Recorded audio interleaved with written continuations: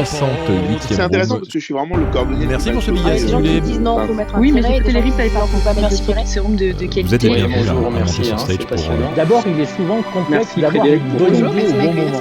Merci beaucoup. Bonjour à tous. Je sens une certaine pression. Salut tout le monde. C'est exactement ce que j'allais dire. House. 86e épisode du pod.club, votre rendez-vous du mercredi à 13h avec votre salade ou votre sandwich ou votre croque-monsieur. Et bien entendu, vous avez la possibilité de participer et de monter sur la stage pour simplement pour nous donner aussi vos trucs et astuces. On est dans notre série des réseaux sociaux. On a traité pas mal de choses déjà depuis de nombreuses semaines. Et avec un bon burger, nous dit Étienne Dreyer, vous pouvez bien sûr partager tous vos menus dans le chat si vous en avez l'envie. Et on est cette fois avec Julien et Raphaël parce que j'ai demandé à Raphaël et à Julien de venir, et surtout Raphaël qui... d'abord Raphaël, avant tout, avant qu'on démarre cette room, puisqu'on n'aura pas le billet acidulé de Brûlatour et on en est tous, on en est tous désolés. Mais Raph, tu as oublié de faire un truc énorme, c'est de nous avertir que tu avais un événement que tu as organisé avec ta communauté à Paris, si je ne me trompe. Waouh, mais je me suis bien informé. T'as vu un peu ? Oui, on a fait un épisode en public. On a fait ça au Club de l'Étoile, qui est un cinéma privé, qui est habitué aux événements privés du côté des Champs-Élysées. Et on a profité de cette configuration et de l'écran de cinéma pour que les extraits musicaux qu'on utilise d'habitude uniquement en audio, on puisse diffuser ça sur l'écran avec les images qui vont avec. Et donc, ça avait son impact. Et comme, pour les gens qui nous écoutent et qui ne le savent pas forcément, comme on a des épisodes assez longs qui sont généralement entre 4 et 5 heures. Ah oui, quand même. Resté 5 heures. Dans la salle de cinéma, on a fait des pauses et ils ont même trouvé ça court. Ah ouais. Et alors, le lien avec Twitch, pour rentrer directement dans le sujet, c'était pas prévu, mais alors, vous étiez sur Twitch ? Oui, alors, généralement, l'enregistrement de ce podcast, qui est un podcast audio, je ne conserve pas la vidéo, mais puisqu'on a une communauté sympathique, dès le deuxième épisode, donc il y a maintenant 2 ans et demi, je les ai conviés à nous regarder sur Twitch avec une seule caméra. Maintenant, on a multiplié les caméras. Je lis ce qui se passe sur le chat, je vois les échanges qu'il y a, et de temps en temps, quand je peux, puisqu'on sait qu'il y a un temps de latence entre ce qu'ils entendent et ce qu'on a déjà dit, donc je ne peux pas faire du temps réel, mais de temps en temps, quand le chat apporte de l'eau à notre moulin ou quelque chose en plus, je l'intègre dans l'enregistrement du podcast. Et au cinéma, on a gardé ça, c'est-à-dire que le cinéma est connecté. C'est une salle qui est habituée à recevoir des youtubeurs et des gens qui ont une activité avec une forte audience sur Internet. Donc, tout est prêt dans le ciné. Et on a j'avais un ordinateur à côté de moi et je voyais en même temps les gens sur Twitch qui nous ont rejoints pour ce petit événement. Alors, le délai, quand tu parles de délai, c'est intéressant de savoir, c'est quoi ? C'est 30 secondes ? Non, en moyenne, quand tu commences, c'est 5. Mais après, alors, je veux bien croire que moi, mes paramètres de Twitch, ils soient pas ultra bien foutus. Peut-être qu'il y a des paramètres à travailler. Bon, néanmoins, il y a un petit délai entre 5 et 6 secondes. Et puis, comme on fait des choses assez longues, parfois, ça peut approcher les 20-25 secondes selon la connexion. En plus, tout le monde n'a pas le même délai. Bon, voilà. Donc, ça peut se ressentir sur le chat, ce qui n'est pas très grave par rapport à ce que je fais sur Twitch, puisqu'en plus, moi, je ne fais pas du tout de jeu et ce genre de choses. Mais quand tu enregistres et quand on est 4 autour de la table, donc ça fuse au niveau des conversations. Quand quelqu'un réagit à ce qu'on a dit, généralement, on a déjà un peu trop avancé pour intégrer la remarque immédiatement. Sauf si c'est une correction parce qu'on a fait une erreur ou quelque chose comme ça. D'accord. Alors, Twitch, une plateforme que je vous avoue ne pas maîtriser du tout, et c'est un peu l'objectif aussi de ces rooms, c'est de découvrir ces réseaux sociaux qui peuvent être utilisés pour faire du podcast, et que toi tu utilises non seulement pour faire du podcast, mais aussi pour rassembler ta communauté, et puis et qu'ils te soutiennent, puisque ça permet aussi de soutenir les actions que tu mènes, même si on en parlait dans différentes rooms, c'est pas ça qui fait en sorte que ça finance ton podcast. Alors, moi, fais partie des gens qui sont arrivés à Twitch pendant le confinement. Donc, c'est une plateforme que je connaissais pas. Je suis pas gamer. Et donc, j'étais un peu passé à côté. Mais c'est vrai que pendant le confinement, je cherchais un moyen. J'avais plusieurs problématiques à réunir, qui étaient de pouvoir dialoguer avec la communauté, animer des choses, mais surtout passer de la musique. Et à la base, j'étais parti sur le live de Facebook, mais le live de Facebook ayant à peu près le même type d'algo et d'accord avec les maisons de disques que YouTube, dès que je passais un morceau qui était repéré, le son était coupé. Twitch, à ce moment-là, n'avait pas cette problématique. Puis avec le confinement, on sait qu'il y a eu beaucoup de DJ et autres qui ont diffusé de la musique. Donc depuis, ils ont signé des accords. Donc ce qui fait que la musique peut continuer de passer. Et donc moi, j'ai découvert simultanément et la diffusion en direct et les systèmes de rétribution. Tout ce que j'entreprends sur Internet, que ce soit les 4 podcasts que j'anime et principalement celui-ci, j'ai jamais mis de Patreon, de dons PayPal ou de système de rémunération parce que voilà, ça n'a jamais été, je critique pas, mais ça n'a jamais été le modèle. Néanmoins, Twitch le permet, que tu le veuilles ou non finalement. Et ma communauté, qui est pas non plus qui est assez peu joueuse aussi, puisqu'il y a pas mal de quadra et de quinquas et plus, eh bien, ils ont aussi découvert le moyen de typer le programme, et j'avoue qu'ils y ont pris goût parce que eux, par contre, souhaitaient, compte tenu du plein de guillemets travail qu'on fournit, souhaitaient nous témoigner très gentiment leur soutien.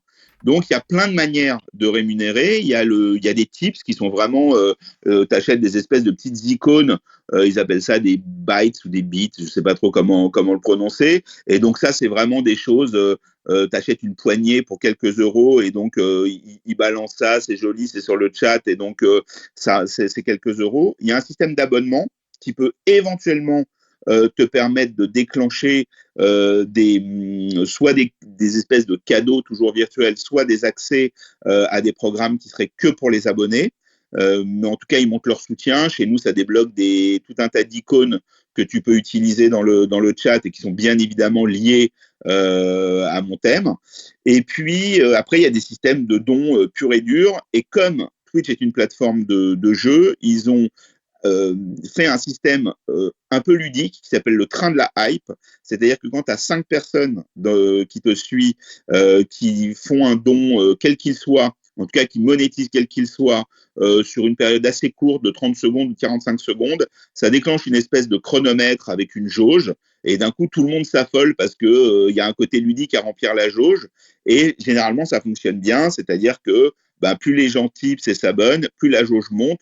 Et il y a des levels à passer. Il n'y a pas grand-chose à gagner, mais j'avoue que ce système de voir une jauge avec des levels à passer conditionnés par tes dons, ça fonctionne. C'est un truc qui est mis en place d'office par Twitch et ça fonctionne. Et effectivement, dans ces moments-là, la communauté est très généreuse et je les remercie.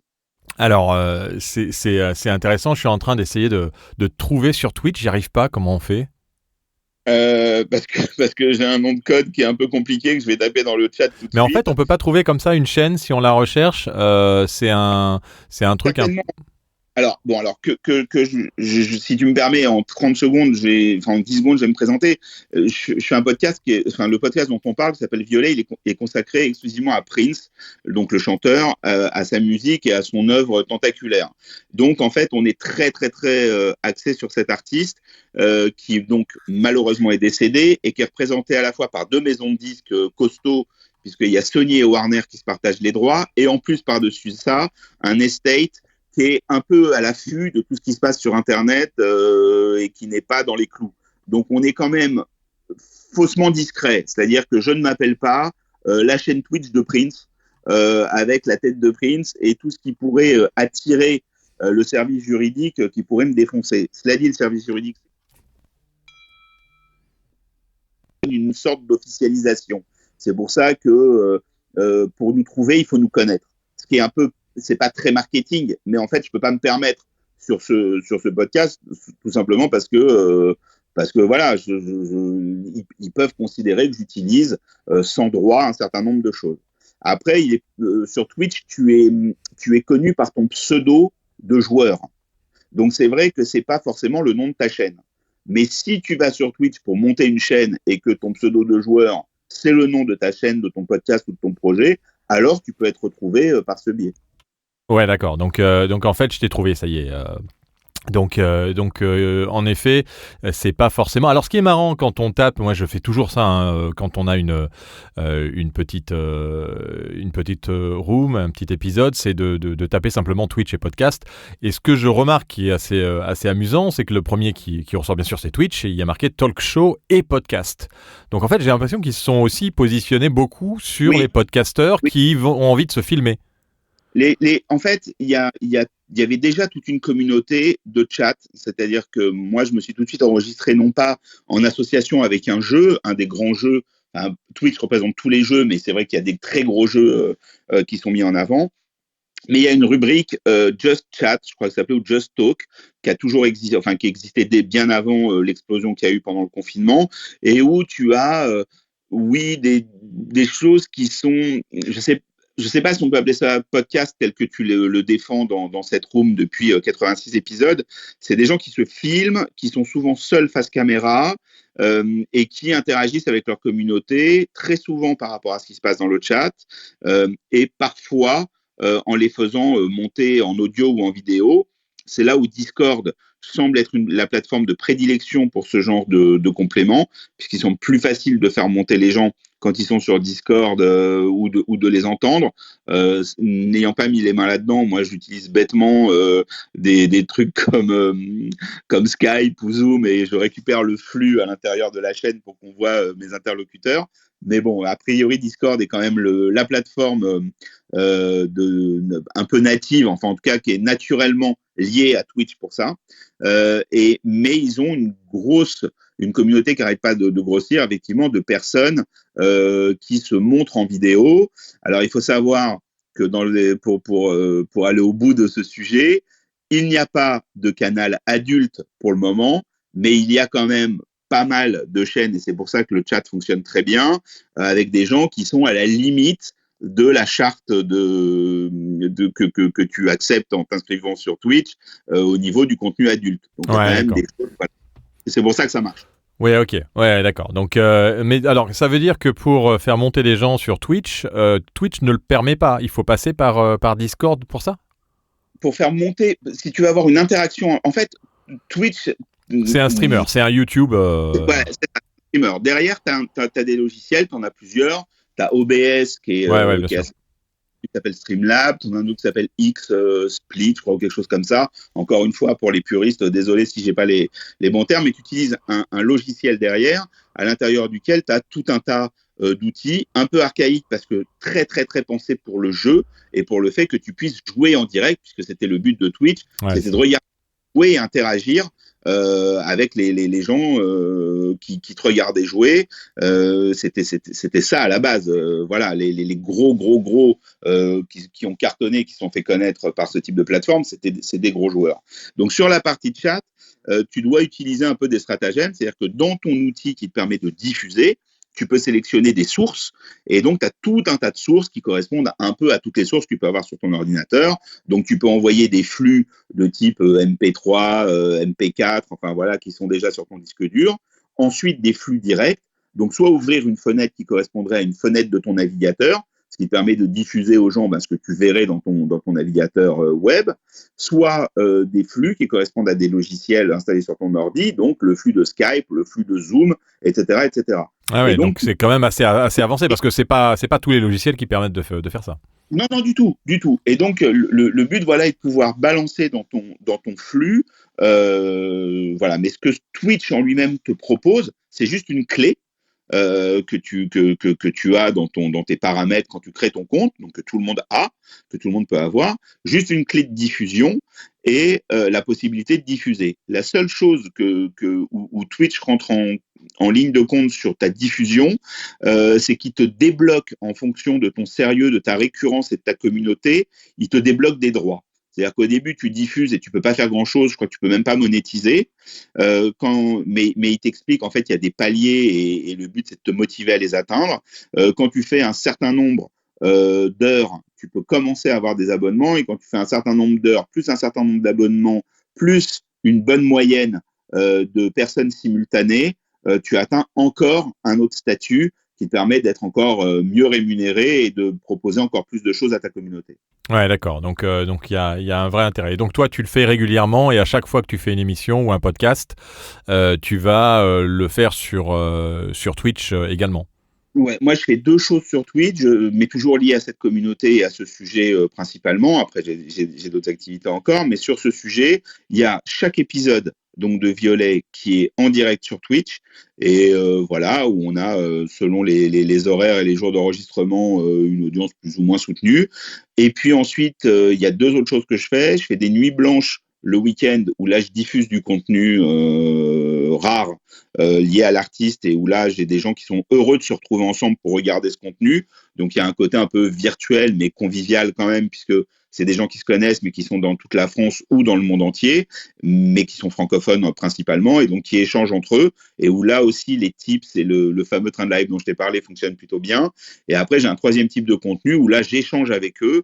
Donc je me filme, c'est pas le truc dont je suis le plus fan, mais je me filme et je le fais monter selon le thème, qui peut être votre concert préféré, une sortie, puisque malheureusement depuis qu'il est décédé, il y a quand même beaucoup de choses, enfin il y a beaucoup de choses qui sortent. C'est un point positif, mais malheureusement depuis qu'il est décédé. Et donc quand il y a des grosses sorties, je fais témoigner les fans, j'aime pas trop le mot, mais les gens qui aiment cet artiste en direct et en vidéo.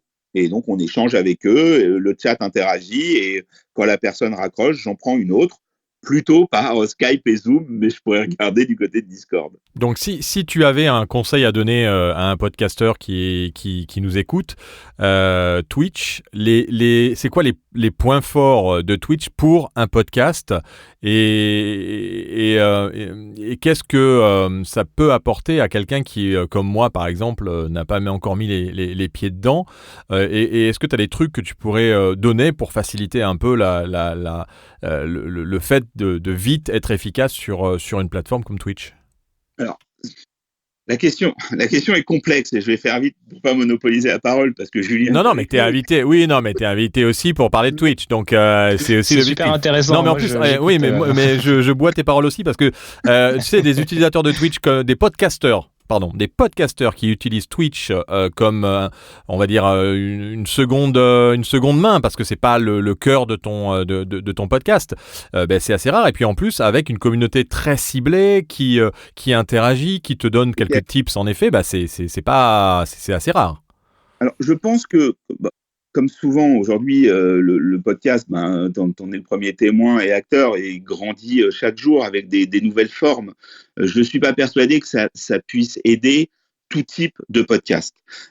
Si par exemple tu te lances et que tu n'as aucune communauté, quand tu vois le temps que tu mets déjà à arriver à te faire connaître et à avoir de l'audience, il va être difficile d'attirer les gens sur Twitch, parce que tu n'as pas encore d'audience. Par contre, pour les gens qui ont déjà une activité sur Internet, moi c'était le cas, et qui viennent au podcast comme un média supplémentaire, et qui ont déjà une communauté, soit c'est un média de marque et ils ont déjà des gens qui aiment la marque, soit c'est un média de société, ils ont déjà des clients et des prospects, soit c'est sur une thématique où il y a des associations fortes, c'est un podcast, je vais dire un programme, mais sur le féminisme ou autre, où il y a des gens qui peuvent être des relais. Alors à ce moment-là, le fait que tu n'enregistres pas en solo, et que tu le fasses sous forme d'un rendez-vous, où tu enregistres quasiment dans les conditions du direct, mais où tu n'as pas envie d'être seul ou dans un entre-soi avec une autre personne, et que tu veux intégrer ces gens à l'enregistrement,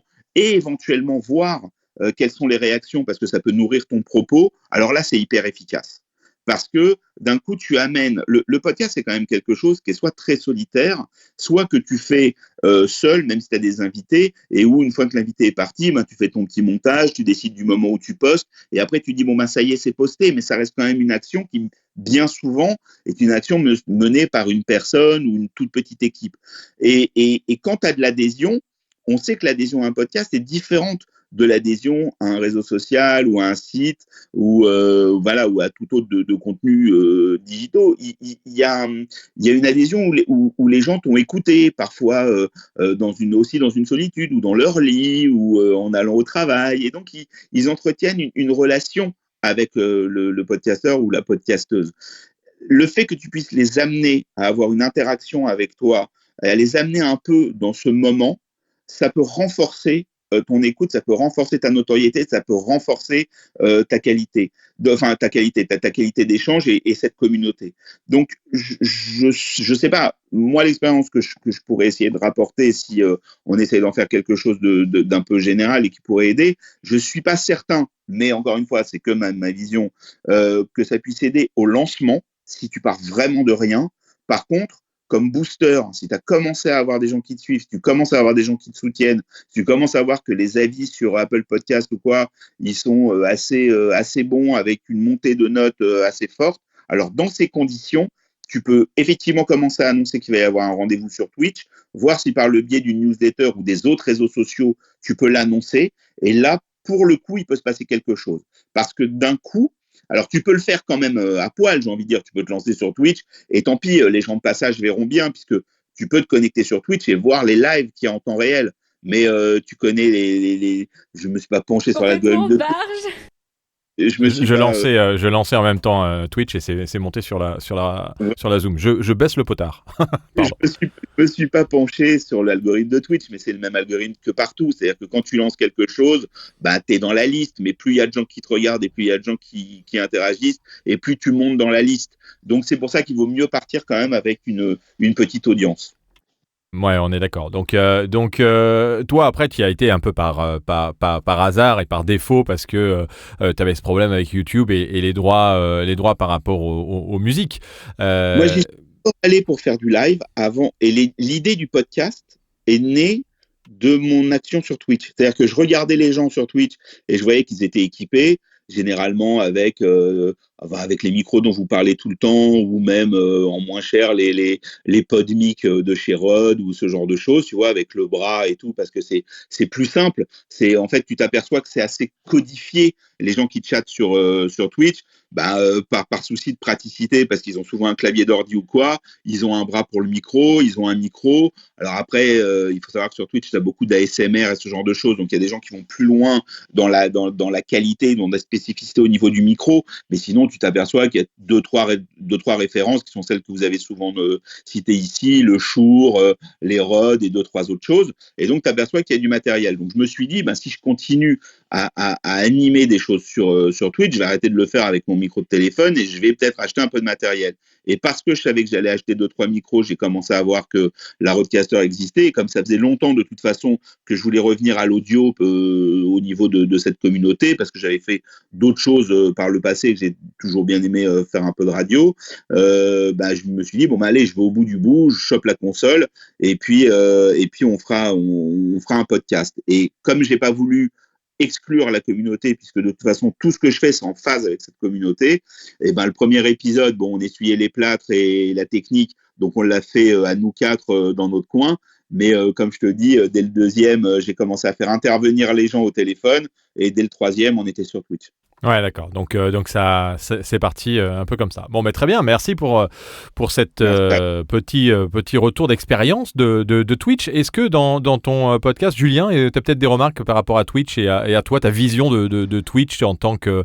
alors, on n'en a pas encore parlé, mais avec Julien, on va parler déjà deux choses avant de donner l'avis de Julien sur Twitch. C'est que on va vous faire gagner des petites choses, pas dans cette room, mais dans la semaine prochaine et la semaine d'après. Alors la semaine prochaine, il y a Julien qui va se présenter, qui va nous dire un peu, qui est un peu coach de podcast, qui va faire une offre pour ceux que ça intéresse, et on va communiquer sur les réseaux sociaux à partir de de la fin de la semaine sur cette offre qu'il va faire à l'un d'entre vous qui écoutez cette room, que vous soyez en replay sur le podcast ou sur Clubhouse. Et on va vous faire gagner en même temps la semaine prochaine un casque que Shure nous a envoyé, qui est le SRH 440A. J'adore parce qu'ils mettent toujours des noms géniaux. C'est vrai ça. Ah non, mais j'adore moi ce genre. C'est comme les micros, il y a toujours des chiffres Bon, en même temps, c'est peut-être compliqué vu le nombre de produits qu'ils font de faire comme les constructeurs automobiles et de faire des Mégane, des Zoé ou des choses comme ça pour tous leurs produits. Donc c'est peut-être un peu compliqué. Mais en tout cas, c'est le SRH 440. Ça a une valeur à peu près d'une centaine d'euros. Apparemment, c'était un très bon casque. Et on vous le fait gagner la semaine prochaine avec aussi autre chose, Julien, qu'on va offrir la semaine prochaine à l'un d'entre vous qui écoutez. À l'un ou à l'une d'entre vous, effectivement, bien entendu. Et en fait, moi je m'appelle Julien et je suis coach podcast et réalisateur sonore. En fait, je fais de la réalisation sonore de podcast pour des entreprises ou pour des projets que des personnes souhaitent mettre en avant avec le son et le podcast. Et puis le côté coach podcast, en fait, j'aime bien parce que c'est une approche un peu holistique de comment faire un peu accoucher votre projet de podcast. Et puis moi, il y a la voix qui rentre en compte, il y a les émotions, il y a l'écriture. Et c'est tous ces éléments-là que j'ai développés dans ma pratique et qui m'a amené à avoir une vision un peu globale. Et j'adore, moi, plonger dans l'univers des uns, des unes et des autres. Et puis d'aller voir où est le fil rouge, où est vraiment la personne, comment elle va pouvoir s'exprimer telle qu'elle est, avec son unicité. Et puis sortir un peu aussi du lot, parce que sinon on a tendance à faire un peu ce qui ressemble à ce qu'on écoute, à ce qu'on aime, et alors qu'on a chacun et chacune en nous quelque chose d'assez unique, et j'adore le voir et le mettre en avant. Puis le côté coaching, c'est aussi pour accélérer, pour donner de l'énergie, de la motivation, et ça permet de concrétiser, de terminer ses projets, parce que le nombre de projets que j'ai mis de côté, et je m'en suis souvent beaucoup culpabilisé. Et puis maintenant que j'ai réussi à casser ce schéma-là, j'aime l'apporter aux personnes et à les aider. Et donc dans l'idée, moi, c'était de proposer un premier rendez-vous là gratuit. C'est un espèce d'audit, soit d'un projet de podcast, soit d'un podcast déjà en cours, mais qui ne fonctionne pas. En tout cas, la personne ne se sent pas alignée complètement avec ce projet-là. Ou alors sur la voix, tout simplement, sur une manière de s'exprimer qui est freinée, qui est retenue. On peut aller creuser. Moi, j'ai un questionnaire que j'envoie aux personnes, puis elles répondent en vocal. J'écoute un peu les mots. J'adore me porter attention sur les mots, sur les phrases qu'on utilise, qui révèlent énormément de nous et de notre inconscient. Et puis, on va un peu creuser ça par l'échange de questions. Et le coaching est assez chouette pour ça. Donc, ça, c'est quelque chose que j'offre avec grand plaisir la semaine prochaine. C'est une séance d'1h30 où je reviens sur le besoin de la personne, que ça soit sa voix, que ça soit son projet de podcast ou sur une amélioration de son projet de podcast déjà réalisé. Voilà, un super cadeau à gagner la semaine prochaine avec le casque. Alors on va pas faire gagner la même personne quand même. Donc le casque Shure SRH 440A, et je vois dans le chat que il y a Rudy qui demande les infos sur les micros. Alors, ça sera pas pour tout de suite encore, mais on est en train de travailler, vous savez, sur Podcast Magazine, qui est le petit magazine Le Pod qui va devenir grand et qui va sortir en kiosque, en espérant que tout le monde ait envie de l'avoir et de l'acheter et de le préacheter, puisqu'on va faire un Kiss Kiss Bank Bank fin du mois et on vous invitera tous à propager tout ça beaucoup. Vous pouvez déjà vous inscrire sur Podcast Magazine. Et pourquoi j'en parle ? Parce que simplement dans Podcast Magazine, il y aura justement toutes ces références de micros dont on parle régulièrement et qu'on aime, parce que des fois ils sont pas forcément très chers. Moi je parle souvent du Samsung Q2U qui est XLR USB et qui coûte 70-80 euros et qui fait vraiment des choses très sympathiques. Et après on parle bien sûr du MV7 de Shure, qui est un des micros pour les podcasteurs aujourd'hui qui ressemble le plus au SM7, ce SM7 qui est tellement connu de tous les gens de radio. Et là, ils ont fait un produit vraiment très sympa pour les podcasteurs qui permet justement, quand on n'est pas dans une pièce insonorisée comme je suis actuellement, là je suis dans une cabine speak à la Radio House à Brive-la-Gaillarde, et je suis avec un Shops, mais le Shops que j'ai qui coûte très cher parce qu'on fait des enregistrements de voix avec l'association Les Voix et compagnie, donc on est obligé d'avoir un micro de très haut de gamme si vous n'êtes pas dans une cabine speak. Mais oubliez, c'est comme d'ailleurs le micro dont tout le monde a parlé. Et que les gens adorent, hein, c'est ce fameux Blue, le Yeti de Blue Microphone. Mais le problème du Blue, c'est que il prend énormément l'ambiance autour, sauf quand on fait de la ASMR, parce qu'il a une capacité à pouvoir descendre au niveau du son, qui fait que on peut faire des choses magnifiques en ASMR. Et c'est souvent les micros des personnes qui font de l'ASMR. Alors l'ASMR, pour ceux qui ne connaissent pas, hein, c'est ces petits podcasts, souvent vidéo, filmés, souvent de femmes, même s'il y a quand même aussi des hommes qui chuchotent en fait sur le micro et font des bruits avec du papier, avec des objets. Enfin bon, c'est très spécial. Mais donc dans Podcast Magazine, il y aura cette sélection de micros qu'on vous proposera avec toutes les configurations. Est-ce que c'est XLR USB? Qu'est-ce que ça veut dire? Quel est le câble qui est fourni avec? Est-ce que c'est du l'USB 1, l'USB 2, l'USB A, enfin c'est quand même un peu compliqué quand on s'y connaît pas beaucoup.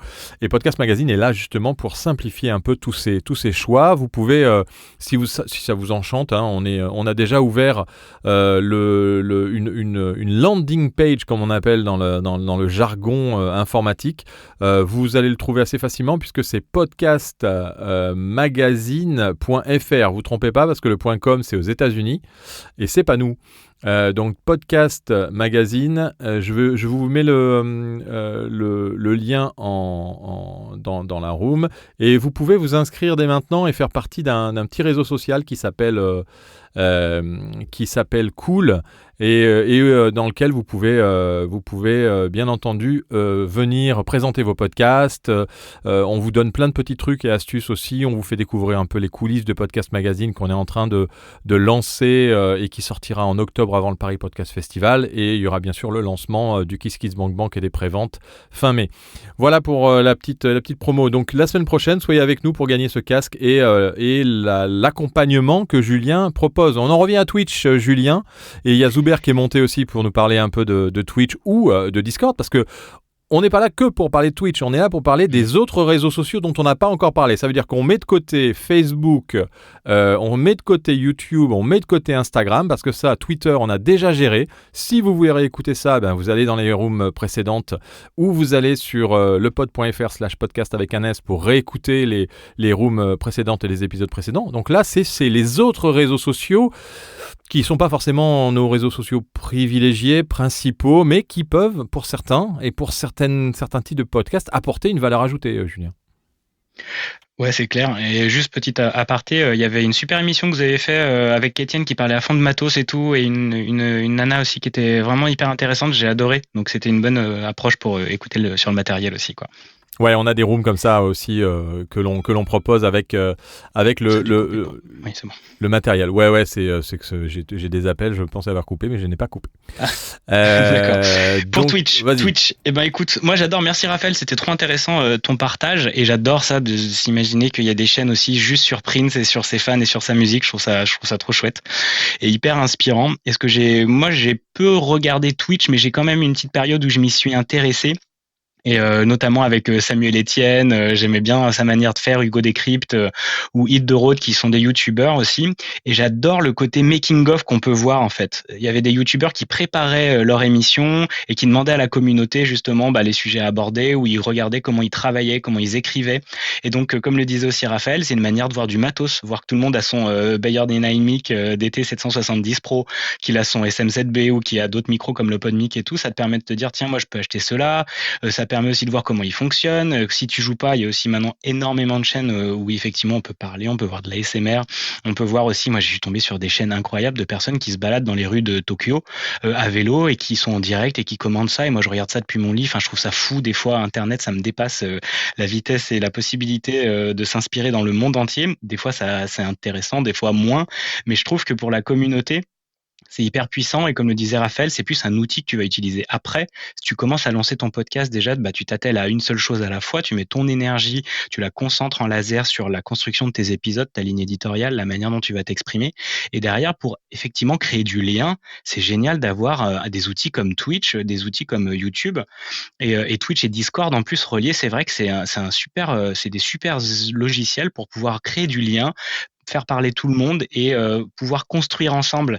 Et je trouve que ça, c'est des médias également, mais qui donnent, tu sais, d'autres outils. Le podcast est un média, mais le plus important, évidemment, c'est toujours le message, le contenu que l'on veut partager. Et puis, Discord va te le permettre de le faire d'une manière plus communautaire, de le partager en direct sur Twitch. Ça crée aussi un lien différent. Et après, pour moi, on sort du podcast parce qu'on est filmé, donc on est dans quelque chose qui ressemble plus à une émission, mais avec toujours un sujet commun qui serait Prince, si c'est Raphaël, ou qui serait tout autre type de sujet.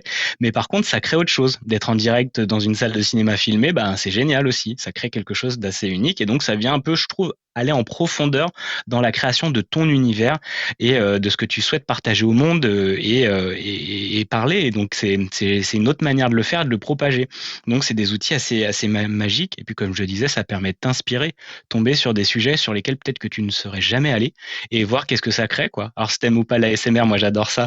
Tu peux aussi voir des trucs qui vont t'inspirer sur les matériaux, comment jouer avec les matériaux et avec ton son. Moi, j'aime bien ça dans les créations sonores. Oui, côté sonore, ouais, c'est ça. Côté sonore, l'ASMR peut être intéressant parce que des fois, et c'est vrai que ça fait des sons assez surprenants. Alors, je suis pas un fan. C'est des samples incroyables. Je suis pas un fan d'ASMR. C'est ouf, quoi. Mais c'est vrai que quand on voit le son de petits objets qui sont utilisés ou avec les ongles, grattés sur les ongles avec des objets, c'est assez impressionnant le son qui en ressort. Et donc, c'est vrai que pour un... Bon, mais là, on est un peu hors sujet sur l'ASMR. Mais donc, pour Twitch et Discord, qu'est-ce qu'il y a d'autre? Et on va donner la parole à Zuber et à Jean-Philippe, et puis Raphaël qui veut réagir. Vas-y, Raphaël. Ouais. Très rapidement pour laisser la place aux deux personnes qui viennent de monter, sur ce que Julien vient de dire, sur un autre truc un peu chouette avec Twitch, c'est que le podcast, c'est quand même un des moyens de créer un contenu sur Internet où tu n'as pas un retour direct de l'utilisateur. Quand il y a eu l'avènement des blogs, on parlait des blogs parce que les gens pouvaient commenter. Et donc, le but était d'avoir le maximum de commentaires. Les réseaux sociaux ont un peu tué les commentaires du blog parce que l'interaction avec les personnes qui lisent ce que tu postes, elle est encore plus rapide par le like, par les commentaires, etc. Quand tu postes un podcast et que t'es pas que c'est ta première activité, on va dire, digitale, tu es tout seul. C'est-à-dire que quand tu postes, les hébergeurs sont géniaux, on les aime beaucoup, mais les stats qu'ils nous donnent, elles sont quand même un peu, bon voilà, tu sais qu'il y a des gens qui ont appuyé sur play, mais t'as pas une quantité d'informations colossale et les gens vont pas forcément laisser un commentaire. Donc il faut trouver de la motivation. Et le plus dur, quand tu crées un contenu digital, quand tu te lances dans une aventure quelle qu'elle soit, c'est de continuer, c'est de trouver cette motivation. Quand tu postes sur bon maintenant c'est un peu moins vrai parce qu'il y a beaucoup de comptes, mais quand tu postais sur Instagram il y a quelques temps et que les gens s'extasiaient sur les photos que tu envoyais, c'était motivant et ça te donnait envie d'en reposter d'autres. Quand tu bosses sur un podcast de 40 minutes, que tu as 2 jours de montage, que tu balances et où tu vois péniblement quelques personnes les écouter, il faut quand même être sacrément motivé pour poursuivre. L'avantage avec Twitch, c'est que quand tu vois des gens réagir en direct, même s'ils sont peu nombreux, même si que tu fais, c'est quand même une source de motivation et c'est la possibilité quand même de retrouver ce que tu as un peu sur les réseaux sociaux ou que tu as un peu sur Internet avant et que tu n'as pas pour le moment sur le podcast, c'est-à-dire de savoir quand même si tu fais pas tout ça pour rien et si tu n'es pas en train de pisser dans un violon, quoi. Donc je trouve que... Oui. Bon. Ouais, on est d'accord. C'est clair que c'est aussi quand même un peu pour être écouté qu'on fait tout ça, mais la quantité ne fait pas la qualité. Et comme disait aussi, je pense, dans le chat Thibaut, le matériel est aussi parfois un faux problème où la technicité, c'est vraiment le contenu qui est important. Et on va donner la parole à Zuber, qui est avec nous depuis tout à l'heure et qui voulait réagir. Salut Zuber. Tu nous entends? Nous, on t'entend pas en tout cas. Eh ben, on va donner la parole à Jean-Philippe, le temps que tu règles tes petits problèmes de micro. Salut Jean-Philippe. Salut Philippe. Enfin, j'arrive à participer à ton... Ouais, c'est super. À ta room. Ça faisait longtemps que je n'avais pas pu le faire pour différentes raisons perso. Bref, peu importe. Oui, je rebondis tout de suite sur ce que tu viens de dire. C'est le contenu qui compte. On a toujours tendance à se concentrer sur l'habillage. Mais moi, je me rends compte qu'au travers des podcasts auxquels je suis abonné, c'est vraiment le contenu qui me fait réagir. L'image du podcast ou tout le buzz qui peut être fait autour n'est pas la chose qui m'attire le plus. C'est vraiment le contenu et la pertinence des propos. Je ferme la parenthèse sur ce sujet. Je voulais simplement rappeler que sais pas, je pense pas l'avoir entendu dire depuis que cette room a commencé, mais quand on choisit un réseau social, ou le critère de choix d'un réseau social, c'est le fait d'atteindre sa cible. Moi, je me connecte sur pas mal de réseaux sociaux parce que c'est un peu mon métier et puis il faut que je sois curieux de tout.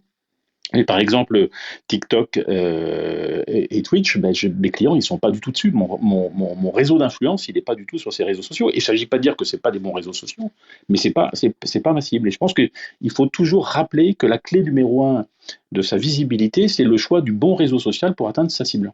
Ouais, mais ça c'est très juste ce que tu précises, Jean-Philippe. Et en effet, après, on sait pas au final. Alors on sait quelle est la population qui va sur Twitch, mais Raphaël, tu disais que c'était pas non plus que des jeunes qui vont sur Twitch. Alors sur TikTok peut-être.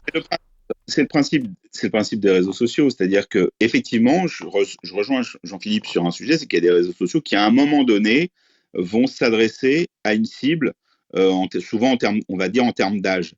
Mais quand ils prennent, c'est-à-dire que quand ils commencent à grossir et à devenir des phénomènes de société, c'est quand même moins vrai. Oui, TikTok s'est fait connaître auprès des lycéens, pour pas dire plus jeunes, et des collégiens, et donc oui, c'était principalement le contenu qu'on avait. Depuis son avènement, et là encore, il y a vraiment eu un effet sur tous les réseaux, parce que j'ai aussi un podcast sur l'influence et tous les influenceurs, influenceuses avec qui j'ai des interviews, on est à quasiment plus de 50 épisodes, ont tous le même sujet. Le confinement a modifié beaucoup de choses sur les réseaux sociaux, en tout cas au niveau de l'audience.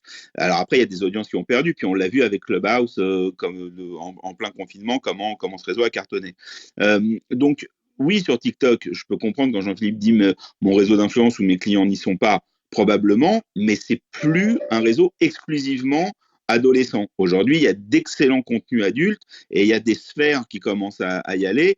Je vois par exemple, si on prend les restaurants qui sont très très très assoiffés de communication sur les réseaux sociaux, ils sont de plus en plus présents et de plus en plus en recherche de gens sur TikTok parce que l'impact est plus important.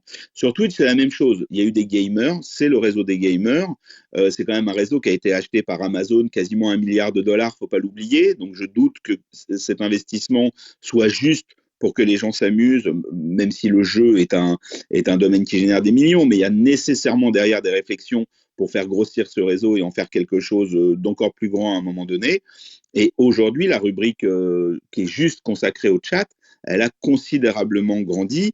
Et oui, on a pensé à un moment donné, Julien prenait l'exemple de ce que faisait Samuel Etienne sur Twitch.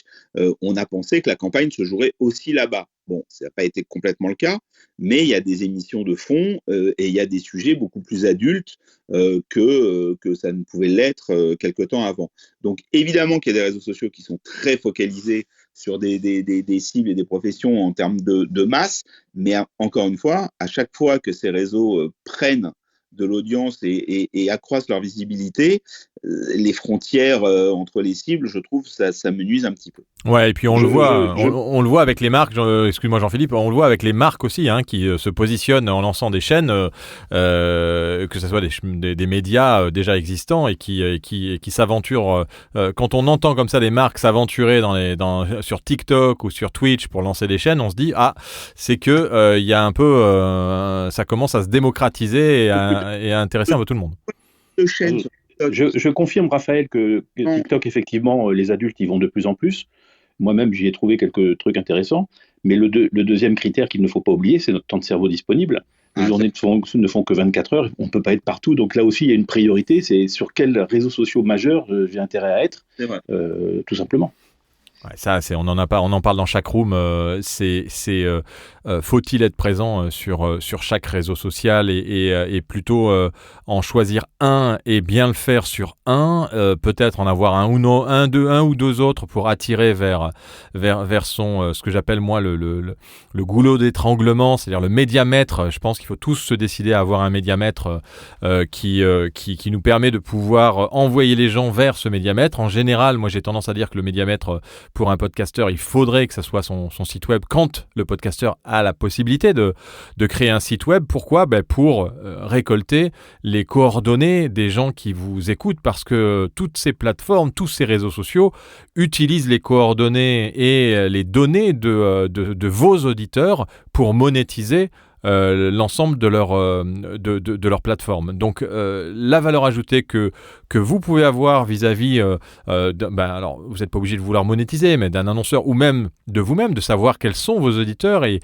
qui ils sont. La seule solution, c'est d'avoir son propre site web avec un accès restreint et à qui vous donnez des bonus particuliers parce qu'ils sont chez vous sur votre plateforme et se servir des réseaux sociaux pour les attirer vers votre page web ou votre page de podcast. Ça, je pense qu'il y a une stratégie avant de se lancer, et même quand on s'est lancé, à revoir quand on utilise beaucoup, et je sais qu'il y en a plein qui utilisent déjà Facebook depuis des dizaines d'années, et donc qui ont toute une communauté sur Facebook et qui dépendent aussi de Facebook, et on l'a vu là en Ukraine, beaucoup de business a été perdu puisqu'ils ne pouvaient plus accéder à Facebook et que les entreprises dépendaient de Facebook carrément pour commercialiser leurs offres ou leurs services. Donc, faut aussi mesurer ce genre de choses, savoir quel est vraiment votre médiamètre et vers où est-ce que vous envoyez. En fait, il faut faire une sorte d'entonnoir, et cet entonnoir, vers où il va. Et c'est ça qui est le plus important quand on est un média, parce qu'il ne faut pas oublier que vous, comme Énergie, comme un YouTuber, Hugo Décrypte ou tous ces gens-là, en fait, vous êtes un média. Et il faut se considérer comme être un média. Moi, je te rejoins sur le site. Je pense que le site reste un point important, même si aujourd'hui il est souvent oublié dans les stratégies par rapport au réseau et autres. Ça reste quelque chose de solide, et je crois beaucoup au site dans le soutien d'un podcast, et comme tu dis, comme médiamètre, parce que on s'affole avec les réseaux, mais il faut pas oublier que de toute façon, tu peux avoir une audience colossale, tu n'as jamais la totalité de ton audience sur les réseaux qui voit ton contenu. C'est-à-dire que si à un moment donné, on veut miser sur les réseaux de manière très sérieuse, je parle pour développer son podcast, tu vas être obligé de payer à un moment donné. Donc, c'est pas juste est-ce qu'on veut utiliser les réseaux sociaux pour faire connaître son podcast, c'est jusqu'où un podcasteur aujourd'hui est prêt à investir pas seulement du temps, mais aussi un peu d'argent pour être vu sur les réseaux sociaux. Moi, j'ai une des pages de Facebook que j'ai 2000 ou 3000 personnes qui suivent la page. J'ai un taux d'engagement qui est assez respectable, mais je ne dépasse jamais les 300, 400, 500 interactions avec une publication. Et je sais que je dépasse jamais les 300 ou 400 personnes qui ont vu la publication, parce que je sais très bien comment fonctionne Facebook, et si je veux essayer d'atteindre les 2000 personnes abonnées à cette page, il va falloir que je paye un minimum. Donc, est-ce qu'on est prêt à le faire ou pas ? C'est ça aussi qu'il faut voir sur la stratégie exclusivement réseaux sociaux. Si tu veux avoir des gens d'Inde et du Pakistan qui aiment ton contenu, tu payes. Il n'y a pas de problème, moi je l'ai fait une fois et j'ai eu plein de gens du Pakistan et d'Inde qui ont liké tout ce qu'on avait publié. Donc oui, on est bien d'accord, il y a la publicité qui permet d'être un peu plus vu, mais on ne sait même pas comment et on ne sait même pas pourquoi. Donc c'est tout ça, c'est quand même assez limité pour des petits entre guillemets, parce qu'après quand on est une grosse structure et qu'on peut mettre des milliers ou des millions d'euros dans de la stratégie avec Facebook, là déjà vous avez un interlocuteur privilégié, et puis là ils vous mettent en avant et vous êtes visible par tous les personnes qui consultent ces réseaux sociaux. Mais on n'est pas là pour parler de Facebook, on est là pour parler de Twitch, et il nous reste que quelques minutes parce que je dois simplement terminer cette room. Après, si vous voulez continuer, vous pouvez le faire vraiment avec plaisir si vous en avez le temps disponible. On parle toujours de ce temps disponible, mais moi il faut malheureusement que je me sauve à -5. Donc il reste quelques minutes. Je vous ai mis simplement en lien, Zuber, je ne sais pas si tu as retrouvé ton micro. Est-ce que vous m'entendez ? Mais oui, tu as retrouvé ton micro, tu es là, tu voulais réagir. Avant, je voulais simplement terminer avant de te faire réagir sur le petit lien que je vous ai mis au-dessus. Si vous êtes podcasteur, si vous êtes prestataire, si vous êtes cliquez sur le petit lien pour aller vous inscrire au Meetup Audio qui sont coordonnés par Cindy et par Lauriane, que je vois qui est dans la stage, dans la room, pardon. Et n'hésitez pas à aller vous inscrire. Si vous êtes podcasteur, c'est gratuit. gratuit. Il y a un formulaire pour ça. Si vous êtes prestataire de service, il y a un formulaire pour ça. Julien, d'ailleurs, je t'invite à t'y inscrire. Et je rappelle aussi que Julien participe au Printemps du podcast qui est organisé à Ground Control pour les chanceux qui habitent Paris et qui peuvent aller y participer. C'est dans quelques semaines, Julien, si je ne me trompe, et tu animes ou tu participes à une conférence. Et nous, on est partenaire avec le pod. Ouais. J'ai vu que vous étiez partenaire, c'est chouette. Ouais, merci d'en parler, ça va être chouette à Ground Control. Et c'est le samedi 20 mai à 18h, si je dis pas de bêtises. Et c'est sur le thème de sortir du cadre pour prendre sa place. Et dans le cadre du podcast Les Dessous de Zai Zai que je réalise avec la famille Gainet qui est partie faire le tour du monde à la voile et qu'on raconte d'une manière un peu originale. Et aussi, c'est ma vie, moi, d'être sorti du cadre pour faire ce qui me plaisait et de prendre la parole et puis d'aider les personnes à le faire. Donc ça va être assez chouette aussi ce moment-là. Donc ouais, c'est cool. Ouais, vous êtes de plus en plus nombreux à faire ça, à changer de vie et à vous lancer dans l'aventure du podcast. Attention quand même, parce que c'est pas pour l'argent qu'il faut le faire. Je voulais simplement vous le préciser. Zuber, je te laisse terminer. Tu as 2 minutes pour nous donner ton petit avis. Et puis après, je laisse la room quand même ouverte, Julien et Raphaël, si certains veulent encore intervenir sur le sujet. Mais je serai obligé de vous quitter. Donc je vais lancer le jingle et après, vous pourrez continuer la room entre vous si vous le désirez. Zuber, c'est à toi. Alors, je fais une intervention hyper rapide. Philippe, tu nous parles beaucoup de micros. Tu devrais peut-être nous offrir un micro. Ouais. Oui, j'aimerais bien qu'ils m'en offrent moi aussi.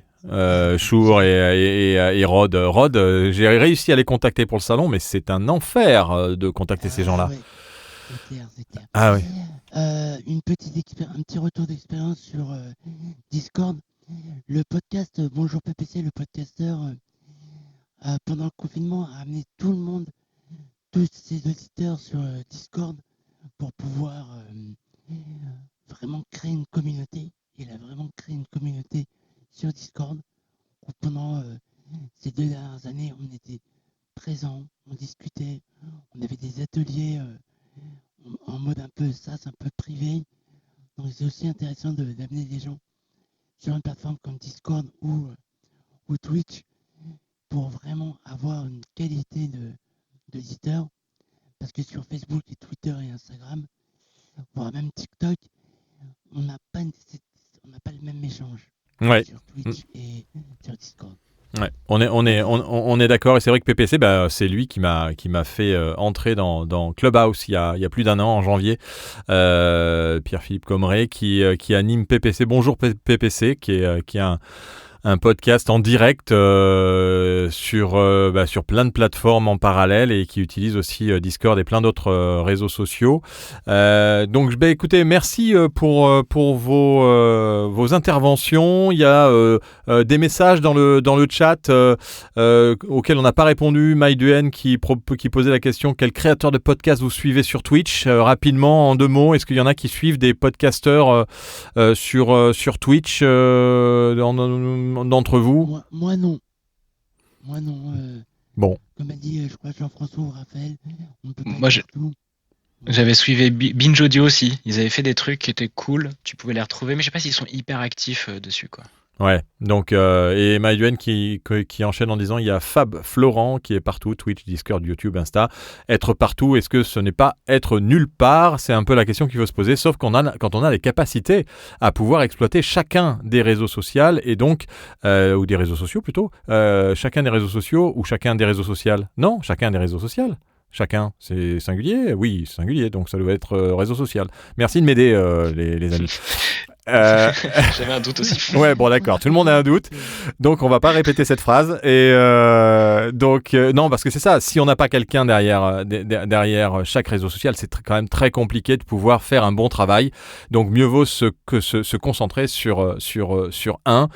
Cela dit, allez quand même vous balader sur Twitch, sur Discord. Là, j'ai ouvert mon compte. Je vais aller faire un tour aussi pour voir quels sont les podcasteurs qui existent, parce que ça fait partie aussi de ce qu'on veut, de ce dont on veut parler dans le Podcast Magazine et dans le pod.fr. Envoyez-nous vos communiqués, inscrivez-vous au Meetup à Paris, c'est gratuit pour les professionnels et les podcasteurs et même ceux qui ont des projets de podcast. Vous êtes considérés comme des professionnels aussi. 2 et 3 juin à la scène musicale à Paris. Et puis il y a Ground Control qui arrive bientôt. Et il y a aussi un autre salon qui s'appelle All for Content. Il y a Cindy qui fait partie aussi de l'équipe qui va intervenir et modérer une conférence sur le podcast de Marc. Et puis Et puis voilà, on se retrouve la semaine prochaine pour parler. Cette fois, je pense que Monsieur Brulatour sera à nouveau avec nous. Donc je regarde simplement quelle est la thématique de la semaine prochaine. Je vais sur lepod.fr/podcast et je vois que nous allons parler d'Apple Podcast. Tout un univers Apple Podcast. À chaque fois que je pose la question aux différents intervenants que j'ai eus pour le Podcast Magazine, qui sont des grands podcasteurs par le nombre de personnes qui les suivent, ils me parlent tous d'Apple Podcast en me disant et que c'est pas vraiment c'est la plateforme sur laquelle ils vont, mais ils trouvent tous qu'elle est à chier. Donc on va en parler la semaine prochaine. Donc si vous avez des avis sur Apple Podcast et sur ce qu'il faudrait qu'ils fassent ou qu'ils ne fassent pas, eh bien vous êtes les bienvenus la semaine prochaine à 13h avec votre sandwich, votre café et bien entendu montez sur la room, n'hésitez pas, on est toujours très preneurs de vos avis, de vos trucs et astuces et vos remarques. Raphaël, merci vraiment pour cette expérience. Merci beaucoup. Ouais, d'avoir accepté de participer, de co-hoster. Julien, merci. On se retrouve la semaine prochaine pour que tu nous parles un peu plus de cet accompagnement. Et puis, on va le faire gagner à une ou un podcasteur qui est dans la room. On va communiquer dessus et on fera gagner ce beau casque aussi en parallèle. Zuber, merci. Jean-Philippe, content de t'avoir parlé aussi. Et je vous dis à la semaine prochaine. Jingle Maestro.